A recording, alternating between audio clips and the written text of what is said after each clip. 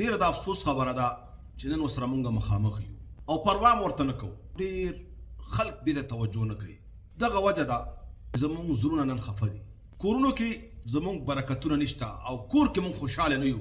کله بیا دا شکایت هم کوو چې بدن هم دروند دروند دی د جناتو یا د جادو یا د بدنظرۍ شکایتونه کوو او اکثره سرکشه شیطانان هم بعضې اوقاتو کې دغه غافل انسان تنګی او کله کله دا انسان دومره پریشانه شي چې یریږي په خوب کې او داسې خوبونه ګوري چې د هغې وجې نه ګبراویږي پریشانه کیږي او د ډېره د افسوس خبره دا ده چې کله کله په دغه حالت کې مونږ ته مرګ هم راشي او دا زمونږ د ژوند نیمه حصه ده لیکن دې ته مونږ توجه نه ده کړې. نن به مونږ دا خبره واضحه کوو او هغه څه شی دی هغه چې کله مونږ د شپې اوده کیږو نو ځینې خو داسې چې هغه بلکل چپ خولې اوده شي نه ښه کوي او نه بد کوي دا هم ښه خبره نه ده. ځینې خو داسې وي چې بس هغه چپ خولې اوده شي نه څه بده خبره کوي او نه څه ښه خبره کوي دا هم ښه خبره نه ده. دې ته اصل کې غافل وي او د غفلت په خوب باندې اوده شو او څوک چې غافله وي نو هغه لوی نقصان کیږي.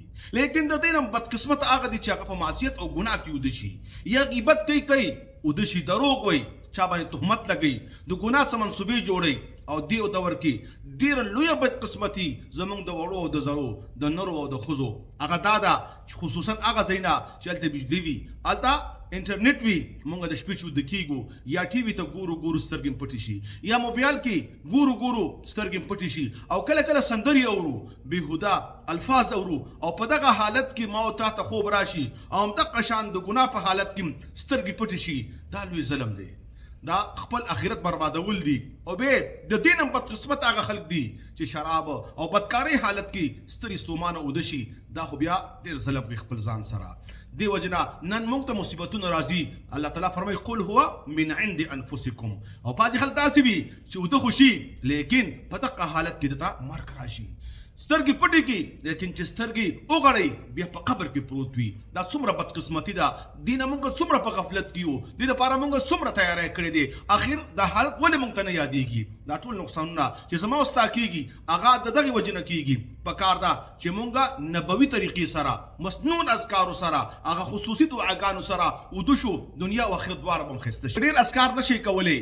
آیات الکرسی ووایي د خوب د اوده کېدو دعا ووایي او یو درس ما پرون هم کړی آخري دوه آیاتونه د سورت بقرې لا یکلف الله نفسا او آمن الرسول علي کرم الله وجهه فرمایي چې چاته د دې دوه آیاتونو فضیلت ور ورسېده او بیا هم دا دوه آیاتونه نه وایي یا خو ناروغي ده رواني ناروغي ده بیمار دی دماغ کې کمزوري ده مجنون دی سلیونتوب دی ور باندې او یا ایمان کې نقصان دی ایمان کې ضعف دی چېرته ایمان یې ځایله شوی نه منافقت ور باندې نه راغلی نو پکار ده چې موږ دغه دوه آیاتونه وایو. دې سره سره یو 10 آیاته یا یو 100 آیاته هره شپه چې د غافلینو نه موږ شمار نه کړی شو او که انسان اودس وکړي او تیر درس کې موږ دا خبره وکړه 4 رکعته مونځ دې وکړله په یو سلام باندې نو د 10 صحابو نه دا موقوف روایت دی او موقوف روایت په حکم د مرفوع کې وي.